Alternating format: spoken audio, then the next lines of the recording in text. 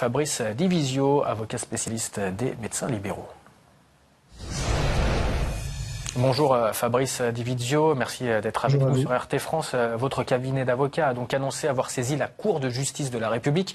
Vous attaquez Agnès Buzyn et Édouard Philippe au nom d'un collectif professionnel de santé. Qu'est-ce que vous attendez exactement de la justice ? On attend deux choses de la justice. La première, c'est d'abord que la vérité soit faite.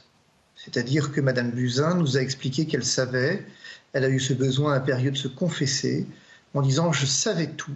Tout le monde savait tout. Tout le monde savait le tsunami, vous vous souvenez du terme, hein, qui allait se déferler sur la France. Je l'ai su très tôt, j'ai averti tout le monde, mais rien n'a été fait. Bon, et bien ça s'appelle une négligence coupable. C'est la loi pénale. Une abstention volontaire constitue une mise en danger de la vie d'autrui, une abstention volontaire. C'est vraiment le cœur même du droit pénal. Et donc, ce que nous attendons, c'est que vérité soit dite, que le Premier ministre soit interrogé, que les scientifiques soient interrogés, que les mails soient saisis. Madame Buzyn nous dit qu'elle a envoyé un mail à Monsieur le Président de la République, à Monsieur Emmanuel Macron. Eh bien, je veux ce mail. Je veux que la justice saisisse ce mail et qu'on sache qui est responsable et coupable. Vous parlez donc d'Agnès Buzyn, qui a donc, lors d'un entretien au Monde, exprimé son mea culpa. Je vais redire la phrase, hein. Je savais que la vague du tsunami était devant nous. C'est donc la phrase de l'ancienne ministre de la Santé. Donc, faute à demi pardonnée, ou bien est-ce que vous souhaitez une sanction exemplaire en lien avec la crise sanitaire ?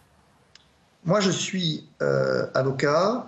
J'ai l'habitude de ces questions de santé publique. Ce que je souhaite d'abord, c'est qu'une sanction soit prise, parce que personne ne peut arriver dans la presse en pleine campagne d'épidémie comme on l'a connue, comme on la connaît en ce moment, et venir dire « bon, bah écoutez, voilà, alors j'ai besoin de me confesser, j'ai mal fait ». Non, il n'y a pas de faute avouée à demi pardonnée. Au contraire, l'aveu de cette faute caractérise l'infraction pénale, et Madame Buzyn est doublement coupable, même triplement coupable. Elle est coupable de ne rien avoir dit, elle est coupable de ne rien avoir fait, et elle est coupable en pleine crise sanitaire majeure de venir effectivement avoir ce besoin impérieux de se confesser. Et si elle espère que cette confession qui vise à soulager sa conscience et puis pourrait avoir un effet finalement, j'ai presque envie de dire miséricordieux, c'est exactement le contraire. Madame Buzyn signe son irresponsabilité et dès lors sa culpabilité majeure. Mais cela étant, c'est un secret de polichinelle.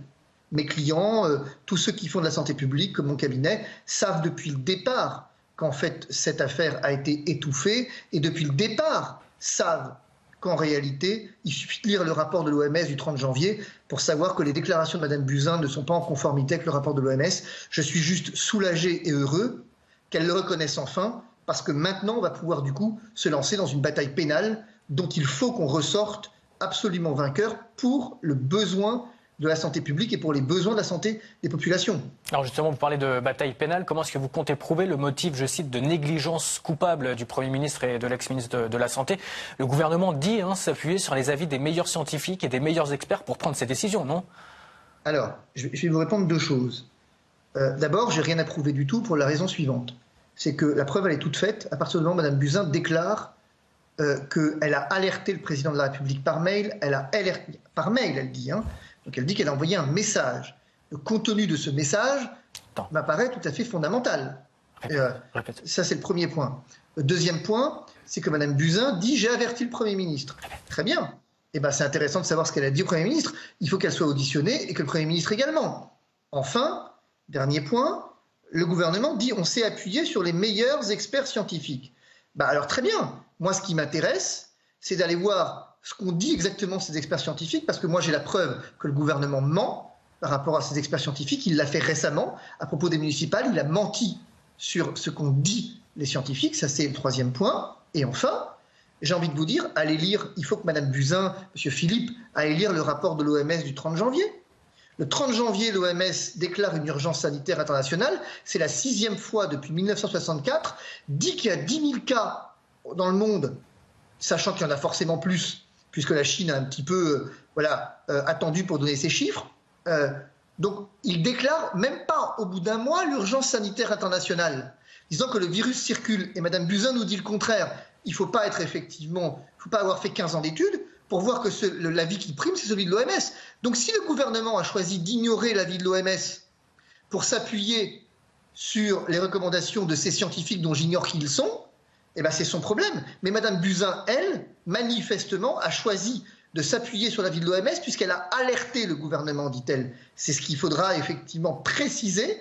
Qu'a-t-elle dit? Qu'a-t-elle écrit? Et pourquoi est-ce que personne ne s'est, pourquoi personne ne s'est fié aux recommandations de l'OMS? Aujourd'hui, on sait qu'il y a un conseil de défense lié à cette crise sanitaire. À quoi est-ce que vous vous attendez? Est-ce que les mesures que le collectif C19 que vous défendez vont être prises selon vous? Mais on ne s'attend absolument plus à rien, sinon au pire. Vous avez affaire à un gouvernement de menteurs. Qu'est-ce que vous voulez faire? Enfin, pardonnez-moi, mais à un moment donné, il faut être honnête. Ces gens vous mentent depuis le début, et ils vous mentent sur les chiffres. J'ai entendu le directeur général de la Santé tout à l'heure vous dire, voilà les chiffres. Mais ils riment à quoi, ces chiffres? On ne teste plus les gens. Ça fait 1 mois qu'on ne les teste plus. On n'a plus les moyens de les tester. Le nombre de cas qui sont suspects Covid+, mais qu'on ne teste pas faute de moyens, faute de tests, il faut qu'on arrête de prendre les Français pour des imbéciles à un moment donné. On a affaire à un gouvernement de menteurs. Donc qu'est-ce que j'en attends? Oh, mais on va encore prendre quelques mesures, on va encore faire un effet de com, en venant nous expliquer qu'il faut faire ceci ou faire cela. Mais la vérité, c'est qu'aujourd'hui, le retard qu'on a pris ne se rattrapera jamais. Regardez, vous voulez un exemple? Le gouvernement, la semaine dernière, a dit que les masques, vous vous souvenez de ces allocutions grandiloquentes de Monsieur le Président de la République qui vous expliquait avec un ton très martial d'un général en chef des armées que les masques allaient arriver. Les masques, c'est quand même le nerf de la guerre pour protéger des professionnels de santé. Ils sont arrivés, ces masques?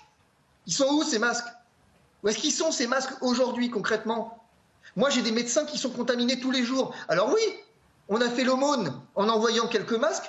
On a en gros 18 par semaine, par médecin. Ce qui représente, on peut tenir 3 jours avec ça. On change de masque toutes les 3 heures.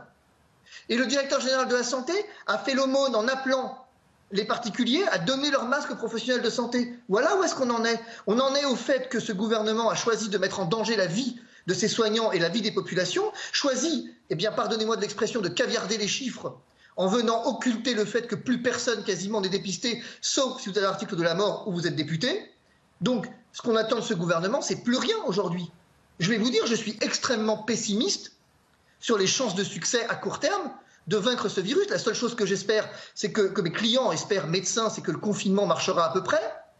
Parce que bon, je veux bien un confinement total, tel que le réclame le syndicat des internes, excusez-moi, mais bon, je ne savais pas qu'on s'est transformé en Chine, et mis à part si vous mettez un gendarme devant chaque porte, ça ne marchera pas, c'est impossible, et le Conseil d'État ne peut pas valider ça, ne serait-ce que parce que la requête est irrecevable. Mais, merci. Voilà. Merci Fabrice Dividio d'avoir répondu à nos questions. Je rappelle que vous êtes donc avocat spécialiste des médecins libéraux.